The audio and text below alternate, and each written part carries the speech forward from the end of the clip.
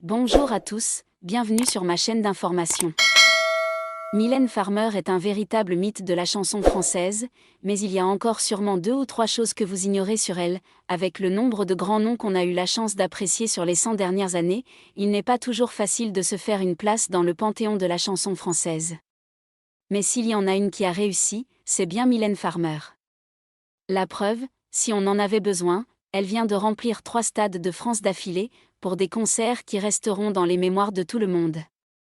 La chanteuse à la chevelure de feu a réussi à imposer sa marque, en cassant les codes et faisant évoluer les mentalités, devenant ainsi une véritable icône en France et dans le monde.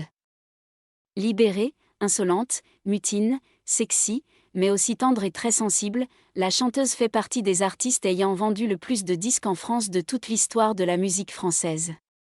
Mais malgré son énorme succès, il y a forcément des petites choses que vous ignorez à propos de la star. On vous propose notre petite sélection. On va évidemment commencer par le commencement, à savoir le début de sa carrière. Une carrière qui aurait pu ne jamais débuter, puisque celle qui est devenue une des chanteuses les plus connues de France ne pensait absolument pas à faire de la musique. Mylène Farmer avait en effet d'autres rêves bien éloignés de la chanson, elle voulait notamment devenir monitrice d'équitation, et même ouvrir un centre hippique, lorsqu'elle était plus jeune. Elle a même commencé une formation pour se spécialiser là-dedans à ses 16 ans, mais une lourde chute va malheureusement mettre fin à son rêve. Après cela, elle n'a toujours pas voulu se lancer dans la musique, à 20 ans.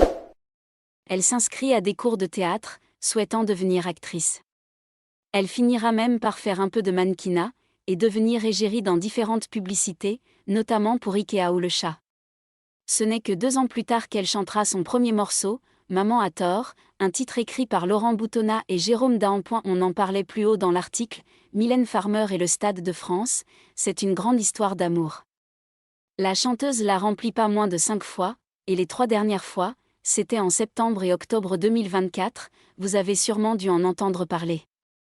Ses fans ont d'ailleurs eu peur que les concerts soient annulés, puisqu'ils devaient initialement avoir lieu en 2023. Mais ont dû être reportés à cause des émeutes qui ont suivi la mort du jeune Naël. Et avec les Jeux Olympiques prévus sur tout l'été 2024, on ne savait pas quand ils allaient pouvoir être reprogrammés. Mais la première fois que Mylène se rendait au Stade de France, c'était en 2009, peu après la sortie de Point de suture. C'était la 2e femme de l'histoire à remplir l'enceinte mythique, et la première française, même si Céline Dion, québécoise, avait déjà réussi l'exploit en 1999. On n'avait rien entendu d'aussi insolite à propos d'une star depuis Mike Tyson et ses tigres. Il faut savoir que Mylène Farmer adore elle aussi les animaux, en plus de vouloir devenir éleveuse de chevaux, elle a également partagé sa vie pendant près de 25 ans avec un singe. Un tout petit singe capucin tout mignon qu'elle avait prénommé E.T. Ou plutôt, une capucine, puisque T était une femelle, malheureusement décédée en janvier 2011. Depuis, la chanteuse l'a remplacée, par Betty, qui avait été volée à ses 3 mois avant d'être retrouvée 8 mois plus tard. Pour la petite anecdote supplémentaire, lorsqu'on a demandé à la chanteuse ce qu'elle comptait faire de l'argent gagné avec les libertines, en 1986, elle avait répondu « Je m'achèterai un château et j'y mettrai des milliers de singes ». Un joli rêve, Mylène était bien partie pour devenir une des stars plus médiatisées de l'histoire de la musique en France, avec notamment l'avènement de la presse People dans les années 80 puis 90, qui épiait ses faits et gestes. Surtout, véritable Mylène Mania commençait à se mettre en place, puisque la chanteuse était devenue un symbole féministe et plus généralement, un symbole d'émancipation.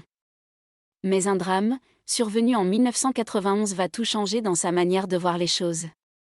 Le 12 novembre 1991, un postier du nom de Laurent va faire irruption chez Polydor, le label de Mylène Farmer.